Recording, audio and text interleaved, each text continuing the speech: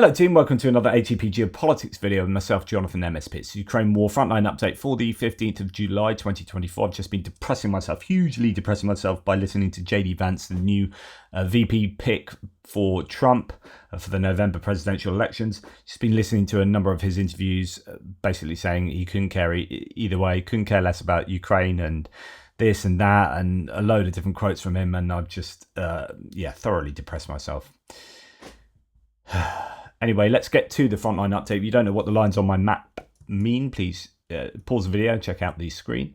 I'm going to no other sources. I'm very much behind on time today, so sorry about that. Lots of pins on the map. There's really are quite a few changes, and some of them I didn't add actually. Some of them I missed previously on Deep State map, but so a few more changes, but they don't really make any difference. They're kind of minor ones here and there, or ones that we've already known about for some time from other mappers. Anyway, we go to the north and to one of the sections north of Kharkiv, this one, the easternmost section, into the town or city of Vovchansk, where actually Surat Maps has shown some gains for the Ukrainians while the Russians have gained across the Vovcha River. I have seen this in a number of sources. I think even reporting from Ukraine was talking about this yesterday. So it does appear that there is possibly some good justification for thinking that the Russians have made some strikes across the river whilst also being hemmed back north of the river. So an interesting yin and yang here, sort of, give with one hand, take with the other. Bit of push and shove in Vovchansk, but we'll see how that develops. That's been an area where the Ukrainians have been doing pretty well compared to other areas of the front line. No change to the northernmost part of the northeast axis from Kupiansk to Svatova to Kreminna here. No changes around Kupiansk and Svatova, but a little bit further between Svatova and Kreminna at Makivka. I wonder whether this is a bit of a rejigging. So we had some fairly extensive gains from Surat Maps into Makivka, and we saw that yesterday. And today either the Ukrainians have done a counterattack and pushed back, or that was overzealous mapping yesterday from Surat Maps, which is probably more likely. There are no tweets out yet from Surat Maps at all. That's why I'm not really referring to any sources. They are probably yet to do them, but these are the changes to their mapping.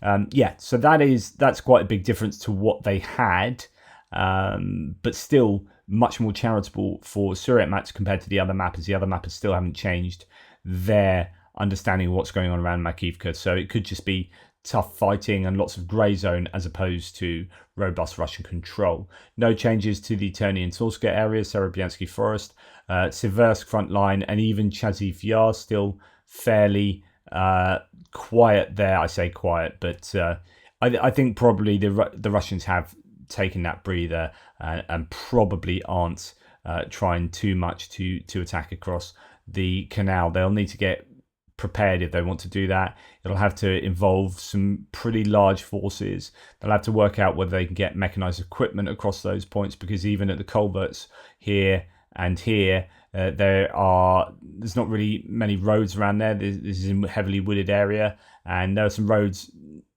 through Kalinivka, but I'm sure that bridge would have been blown by now. And so therefore, if they are going to get mechanized equipment across here, it's very difficult to get through the forest. And then you have to negotiate the pipes that go on top of the culvert as well. So not as easy as one might think. But some changes to the Klishchivka area. And this is interesting from Andrew Perpetual, because it does kind of go along with what Surat Maps has claimed previously, that Klishchivka is somewhat under Russian control. I mean, if you see what Surat Maps has said for some time and then expanded recently, that the Russians control the trench area northwest of the village, the area further to the north of there between Ivaniska and Klishchivka, and then all this area to the south between the railway line and Klishchivka. The other mappers completely disagreeing with that and have done for some time.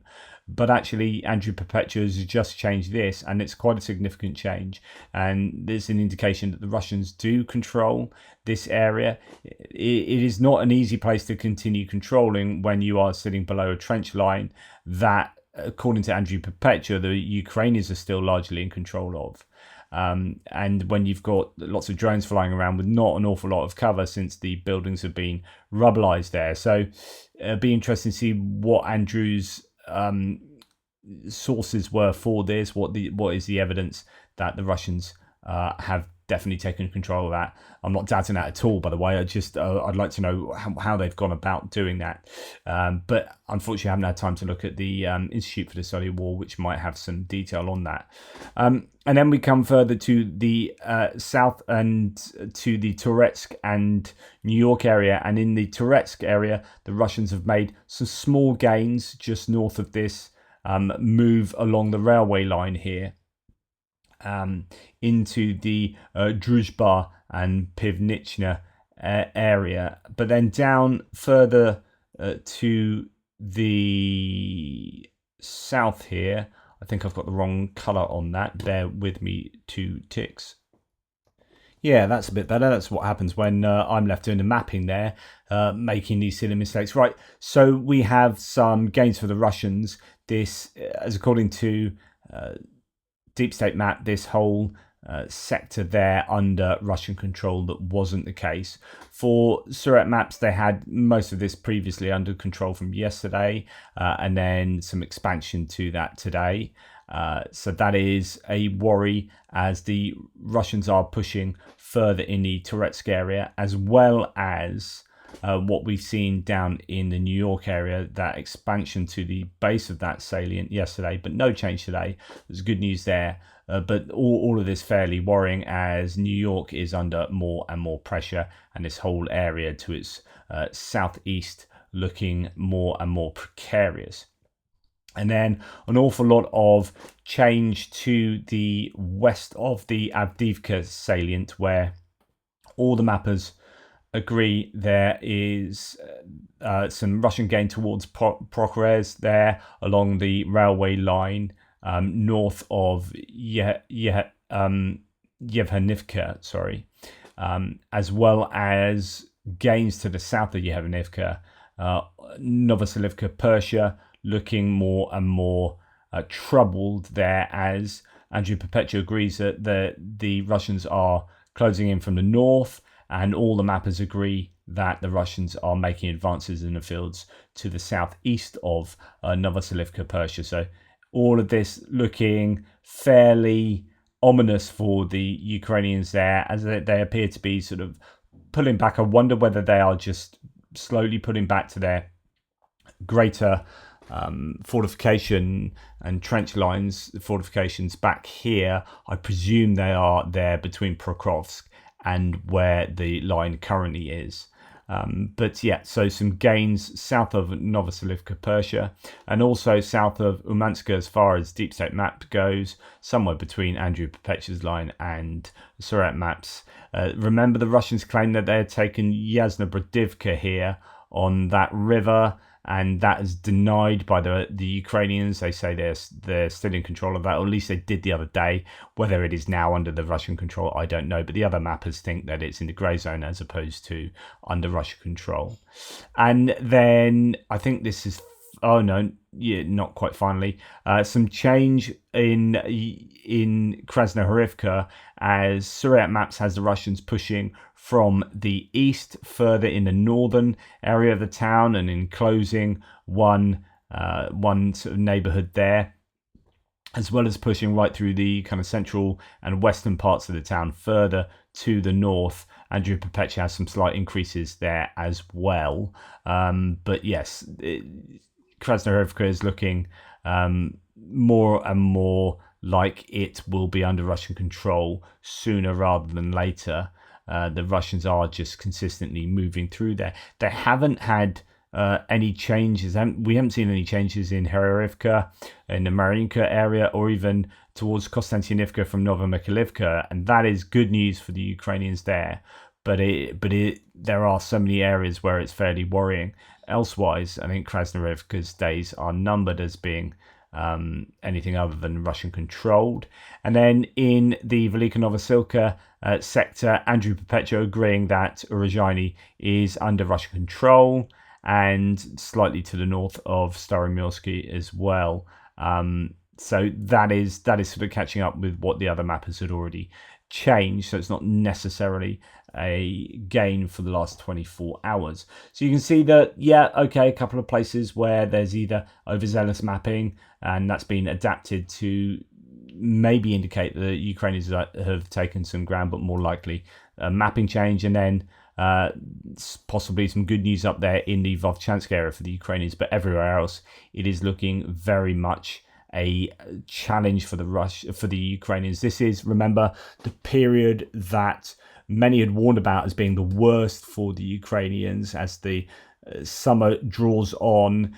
The weather is ostensibly good for fighting, although arguably with the record-breaking temperatures, it is too hot at the moment, and it really does affect your ability to operate, to be motivated to do your warfare, as people will need huge amounts of extra water as well. And we'll just, when you've got body armor on and you're sweltering, I was listening to Dom Nichols talk about this on Ukraine the latest, saying it does really affect your ability to operate at any kind of unit level. It's very difficult working in those kind of almost 40-degree temperatures. So that will be challenging, but other than that, it should be the prime time for the Russians to make as much hay while the sun shines, essentially, take as much ground as they possibly can before Ukrainian mobilization has an effect and weapons start coming through more freely from Western partners. Assuming that is going to continue, everything seems so doomy for me politically speaking at the moment. But there were claims that 10 of the Spanish Leopard 2s are on their way at the moment. It's all going to be about indigenous production for Ukraine, isn't it, really, going forward? And if that can be ramped up with the help of American and Western defense concerns, then that will possibly be one of the ways of mitigating the political winds changing in places like the US. So if they can, the US aren't going to say, no, you can't build equipment with, in unison with American manufacturers in Ukraine, right? The question is Ukraine going to be able to get hold of money to build their own stuff? If the US turns off the money to Ukraine in November, what effect will that have on Ukraine and their ability to sustain this war and defend themselves? Anyway, that's a question for another day. Thank you for watching. Take care. Appreciate your support. Toodle pips.